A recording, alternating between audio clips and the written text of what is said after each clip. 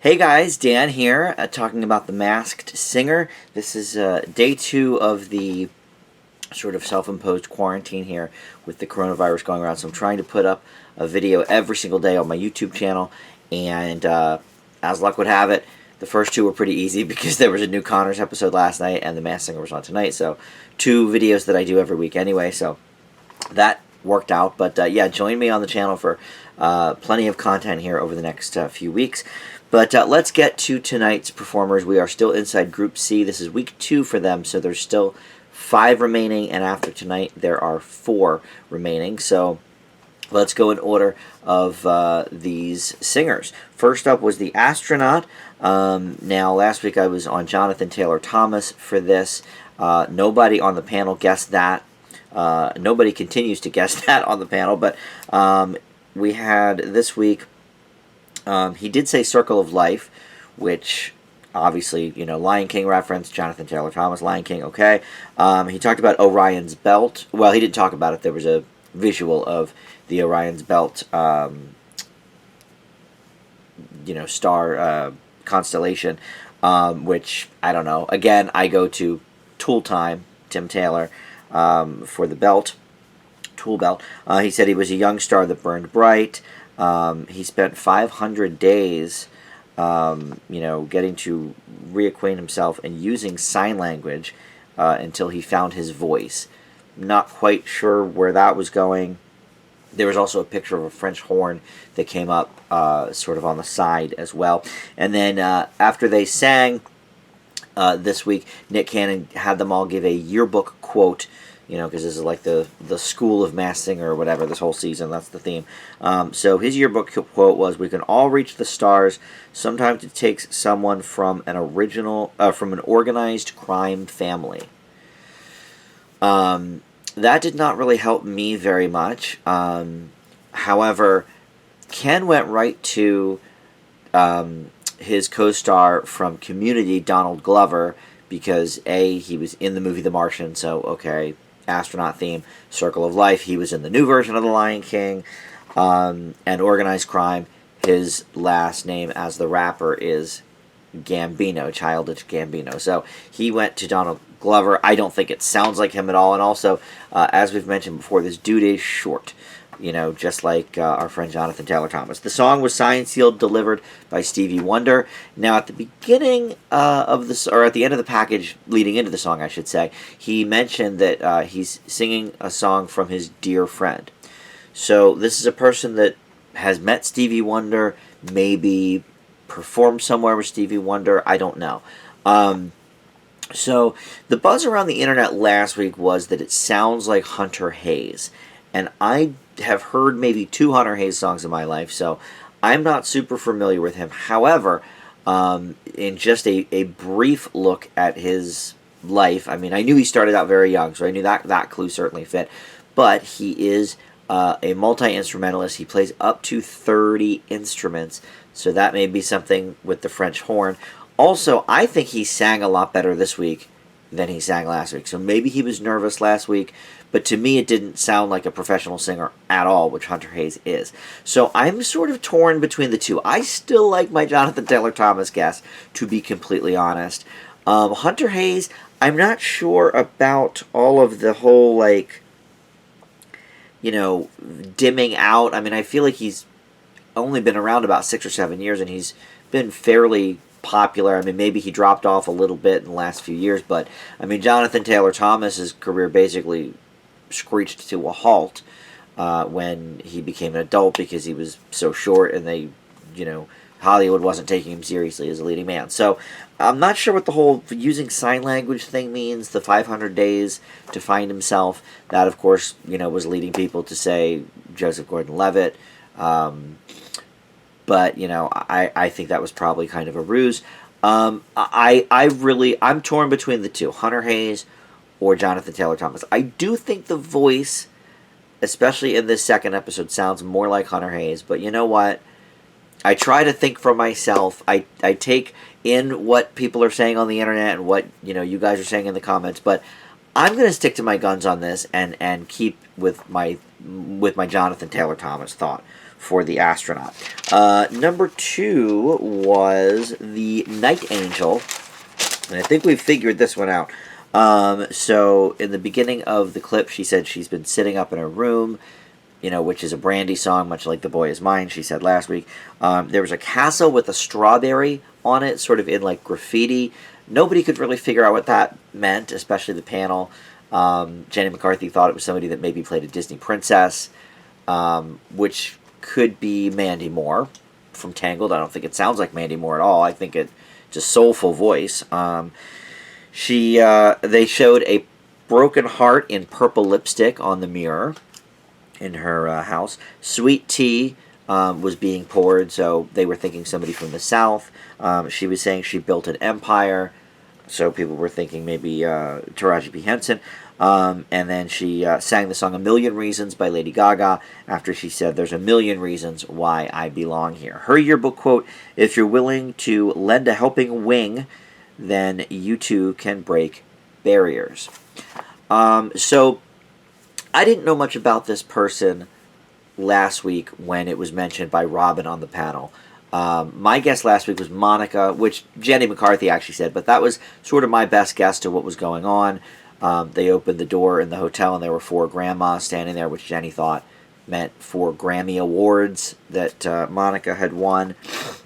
And obviously Monica was on The Boy Is Mine. But Candy Burris was mentioned from the group Escape from the 90s, who I know one Candy song and I think one Escape song. 90s R&B is not my main focal point here, but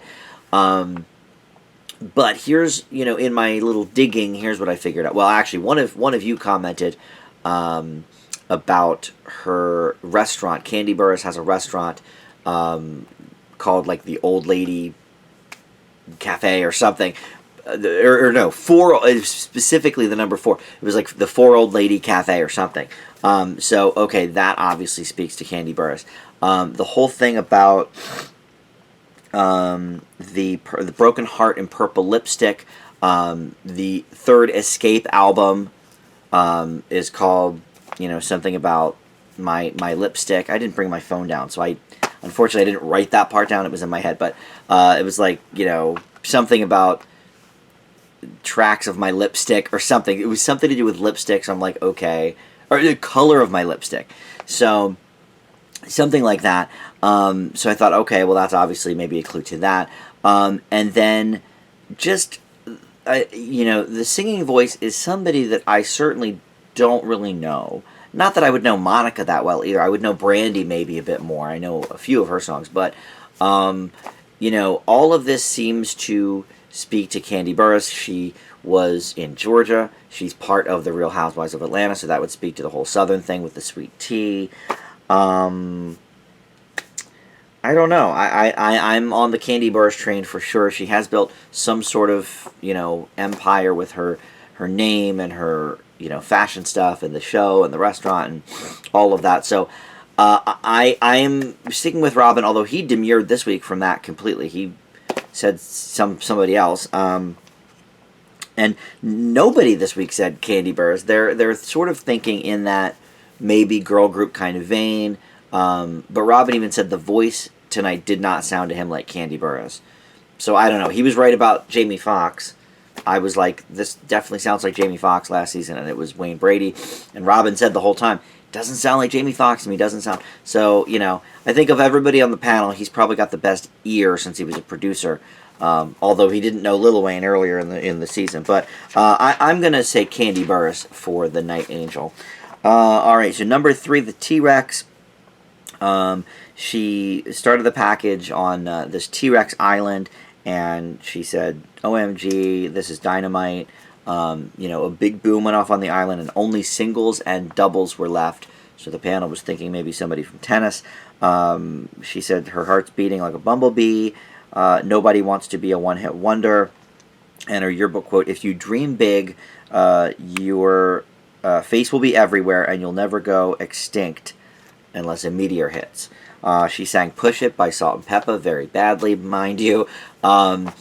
I'm absolutely sticking with my guess on this one from last week, which none of the panel guessed this week or last week. It's JoJo Siwa. I barely know who this person is. I've only discovered her about 2 weeks ago from my friend Jonathan, whose one nephew is like super into this JoJo Siwa. But she came from YouTube. They're all saying on the panel they think it's maybe a YouTube star or something. But here's the thing that really put it over for me. The quote, "If you dream big, your face will be everywhere." First of all, her face is everywhere. You go into a Five Below, her face is on a bunch of crap. You know, she had a cosmetics line at JCPenney. She had a bedding line. You know, so her face is everywhere. That's number one. But number two, if you dream big, her album was called DREAM, Dream. So to me, this is absolutely slam dunk. JoJo Siwa. I'm not even entertaining any other guesses for this person. You know, this is another, to me, slam dunk. She's the only one from this group C I'm at all sure about. Although I'm pretty good on the candy bars. I think that makes sense. But all right, so JoJo Siwa for sure. Let's move on to the Swan, and that was actually the one that was revealed. So we will actually move off of the Swan for a second and come back and talk about the final one, the Rhino. Now this is a very, very tall person, 6'5", 6'6", something like that. In fact, so tall that Ken guessed Chris Pratt, which was a horrible guess from the clues, but he guessed Chris Pratt, and Robin was like, Chris Pratt's like 6'2", this dude is way taller than that. So, I mean, this guy towers over Nick, whoever it is. So the clue package started out with a black and white airplane scenario, like an old-timey airplane, like Wright Brothers style. There was a guitar speaker on the wing. He went and skydove off of it once it turned into color, and he was holding a sign that said South. He said he met his wife, and it, you know, taught him balance. So, you know, somebody who's obviously here married to a woman, so that narrows down a few people, I guess. There was the cutting of a dinner roll. They said on the panel he was cutting a sandwich, but there was no meat or cheese in it. He was just like cutting a dinner roll. And then the person holding the knife had a really big ring that some people on the panel were thinking maybe like a Super Bowl ring or a World Series ring, something like that. The yearbook quote for the Rhino: "Family is very important for success, especially when performing for a king is in your blood." Okay, so Joel McHale was, by the way, the guest panelist this week, the guest judge, and he thought maybe that meant the LA Kings. This is clearly, to me, this is somebody in sports, but he can sing. He can sing real well. Tonight he sang Nice to Meet You, which is a Niall Horan song from One Direction. Last week he sang Have a Little Faith in Me. He's got a very, very country voice, and there are some very tall men in country.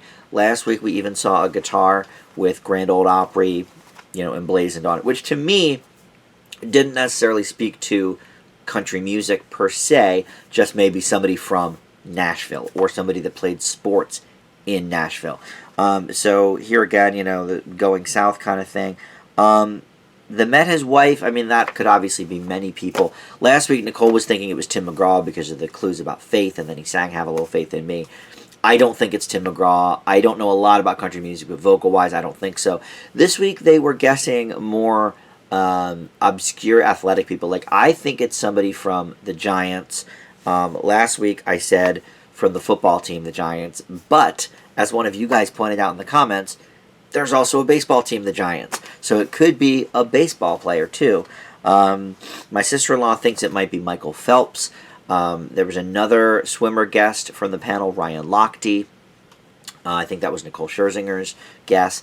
I really do not know, because I keep going back to the clue that Nick gave us at the very beginning of the show in the first episode of the season, that these performers, you know, have X number of Grammys and X number of whatever between them, and have been in 11 Super Bowls.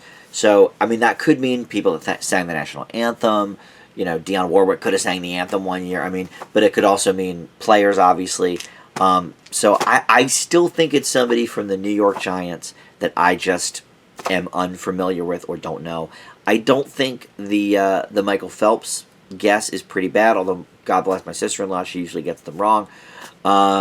So I'm not sure. I think it's more athlete than singer, even though he does have a great deep country singing voice.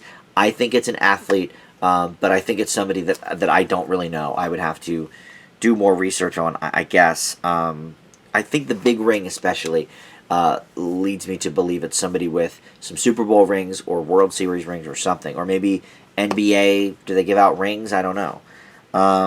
That's how not into sports I am. I don't even know what they give NBA players. I know in hockey it's the Stanley Cup. Maybe they all get rings for everything. Who knows? All right, so I don't really know the Rhino, so that's it for that. Let's get back to the Swan. The clues here, she's fallen down the rabbit hole. There was like a whole Wonderland, Alice in Wonderland theme to the clue package this week. There were candy jars, blue frogs, blue dolphins. She mentioned a new moon. She said she had moved west to be a performer. And her yearbook quote, "I've been the black swan, and against all odds, I've been able to spread my wings for millions to see. Life is truly magical." So, and she had sort of a magic type theme last week as well. Last week there was also, though, a lot of like vampire clues, ghosts. She said she's, rerun to have fun. So I was thinking somebody who's been in a lot of rerun shows. I was going Allison Hannigan. This week, though, the voice did not say that to me. So I wasn't thinking that. Joel and Ken both sort of settled on Mila Kunis. The panel kept saying that this person... Oh, I should say she sang "I Hate Myself for Loving You" by Joan Jett and the Blackhearts. The panel keeps saying that this person performed in a movie with Ken Jeong, but I don't have that written down anywhere. I don't know that that was specifically said. However, this person has been in a movie with Ken Jeong, so maybe I just missed it. I mean, I try to like even pause it and go back so I can write things down, but I guess maybe somewhere along the line I missed that. But he was guessing Mila Kunis, as was Joel McHale, because she was in the movie Black Swan. The whole rerun thing would be that 70s show. And she was in a movie with Ken. What movie did they say? Was it Couples Retreat was Kristen Bell. They talked about that. I forget. But this person that it was in a movie with Ken Jeong called The Duff. And I would not have guessed this person. You would have had to give me definitely some better clues than the ones we got. I've heard of this person. I've seen a few of her movies, but not my wheelhouse at all. It's Bella Thorne was the Swan. The vampire teeth in the package from last week had to do with her record label being called, that she started with her sister, called Filthy Fang. I mean, who would know that? Come on.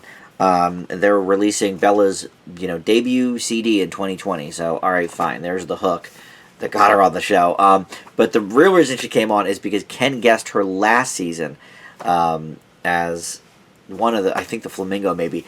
And so she just thought it would be a hoot to go on and see if he could recognize her, because he never, ever guesses his co-stars. Famously, he messed up Margaret Cho from the first season, who was his sister on the Dr. Ken sitcom. So it wasn't like he did a movie with her for 2 weeks. I mean, he was literally worked for a year and a half on a sitcom with this person and had no idea. So, everything else just sort of fell into place with like, okay, she was on the show Shake It Up. That was like where she got her big break. And there was a shaking thermos in the one clue package. Nobody picked up on that, but they sure said it. There were clues about, the blue dolphin was a clue to her growing up in Miami before she moved west. These were pretty minor clues. I don't think we should have been expected after 2 weeks to guess Bella Thorne. Although I will say, some people had said, I think it might even be in my comments from last week's video, some people said that the voice sounded like her, which, again, I've seen some of her movies. I don't know if she sang on Shake It Up. She might have, because I think they were... I saw literally one episode of this show with my sister like 7 years ago. I think they either are in a band or they're at a record company or something. So maybe she sang in Shake It Up, which would say, okay, cool, you guys can recognize her voice. So apparently some people were saying this. Nobody on the panel figured it out. I had no clue. I think, gun to my head, I probably would have went with Mila Kunis after this week, because the voice did not sound to me like Allison Hannigan, and the clue package sort of made it seem like, Black Swan kind of thing, Mila Kunis. I don't know. But also, she said that people kept guessing Kristen Stewart because there were so many Kristen Stewart type clues, like the vampire fangs, the song choice, I Hate Myself for Loving You, which is, Joan Jett song. She, Kristen Stewart played Joan Jett in the Runaways movie, all of that kind of stuff. And she played Bella Swan in Twilight, but of course, at the end of the day, Bella Thorne was like, yeah, like Kristen Stewart played Bella Swan. I'm Bella, and I'm the Swan. Which to me, like, still leads itself more to Kristen Stewart, but I guess that's fine. So that's it. So we'll get one more week with Group C, and then we will have our top 9 contestants. And at that point, we'll start going back over who I think everybody else is. You got Bow Wow and Bret Michaels, and I think I finally come around on Jesse McCartney for the one in Group A. You try to think of all the people here. The Kangaroo. Oh, I still don't know about that. There's Frog is a little Bow Wow. Kitty, I still don't know. Yeah, there's definitely a few I'm still a little bit lost on, for sure. So let me hear from you guys in the comments. Who do you think some of these celebrities are? I will accept no other guesses for TRex except JoJo Siwa. It's like 1000% her. I will. Well, I'm not going to say what I'll do if it's not her, because I've certainly been wrong before. I was sure it was Jamie Foxx last year, but to me, that's the only person it could be. The clues all point to her. Sounds like her. Anyway, expect more videos here. Pretty much, like I said, I'm going to try every day that we're in this PA shutdown for the coronavirus to bring you new content on the channel. I'm going to do my TV news and reviews hopefully tomorrow. I got to watch some shows for that. And then Friday there's going to be a Frasier podcast up, and so on and so forth. So next week there'll be another Connors and Masked Singer, obviously. So that'll do it for now. Thanks for watching. We'll see you next time. Bye.